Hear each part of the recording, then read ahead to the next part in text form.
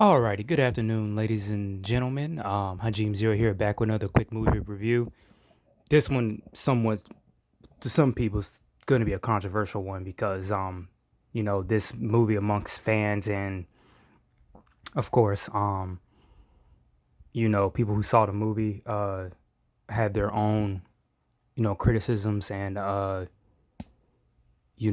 feelings about this. Anyway, this movie is Notorious B.I.G, another famous rapper in hip hop history. Next to all the other ones, Nas, N.W.A, Tupac, all of them. Pretty much from what I'm gonna start and say, uh, really it was Biggie's mom that really was heavy emphasis on this film. And behind the scenes it was more to capture the human side of her son, Christopher Wallace, more than just him being the hip-hop mogul. And it really blows because of course, from other videos, and you guys know that I stated who I'm a fan of. To be honest, I'm gonna say this: I do like Tupac a little bit more than Biggie, but I'm not gonna brush Biggie off the side. He really had a real inspirational story, just like Pac did. They both came in from from nothing, and they achieved greatness. I wish both men were alive, today, and they would have squashed that beef they would have had and would have collaborated and done many great things.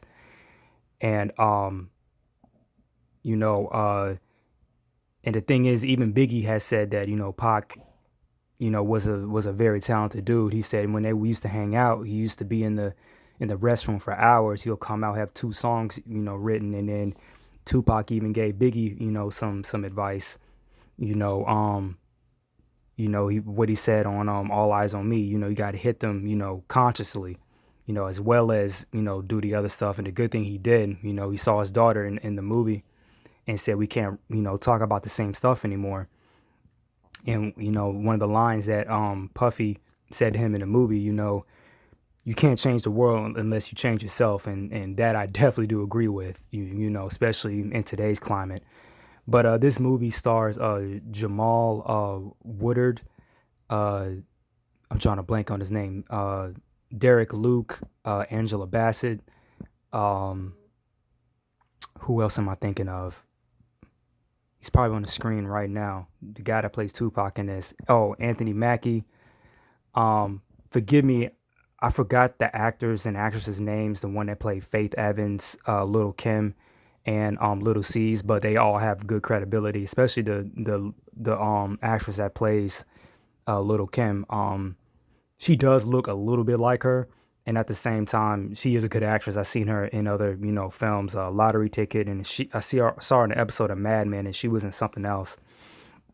But funny fact is that Little Kim doesn't like this movie, and looking at behind the scenes, everybody from Junior Mafia was there except for her, and something was telling me, most likely she was a diva queen, and she was tripping about how dark skinned the actress was. And don't get me wrong, I did side with her on the fact that they didn't come to her, or at least the actress didn't come to her, to you know get more pointers on her point of view about it. But it was a movie about Biggie. It wasn't about you know Kimberly Jones. Hopefully she'll do her stuff, and you know we'll see what happens. And I'm not gonna say much about her because how she is now. And again, if you want to talk about in the comment box section, we can. And like the last thing I'm gonna say about it, it was kind of messed up that apparently she tried to have Jamal beat up or assaulted outside of a Manhattan club. Now I don't know how true that is, but to me that doesn't even make any that much sense. But uh this movie does really show the man. It really signified how a lot of people told him you couldn't do this when he was a child. And he grew up and became a hip-hop icon and putting Brooklyn on the map. So I have a lot of respect with him on that. And of course I have respect for Puffy, when he's also said don't just chase the money, chase the dream. And the good thing is also what kept Biggie out of trouble. And don't get me wrong, Biggie wasn't. He was a smart guy. He just needed to hustle, to feed his family like any other man. And even he admitted, he's done some wrong things, and and that's what I liked about this movie. It did depict him not being, you know, this goody two shoes. He did have some dirt on him. I mean, who sells crack, to a pregnant lady, and that's something on his conscience. I don't know if he ever, forgave God, and also his infidelity too.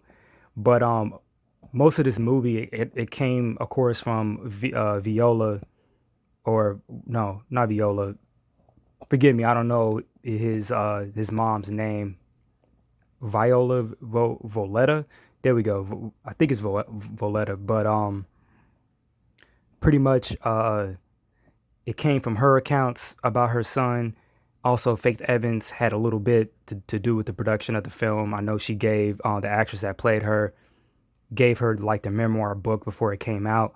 So a lot of the stuff some of the stuff you see in the movie between her and Big was in the book, and there was another book based off of him that was also heavy in uh, influence on the movie. Um, but you got to give credit to the ones who kind of started doing these hip hop movies, because this came out like in 2009 ish, and some of the other films did come out to like later, like in the 2010s.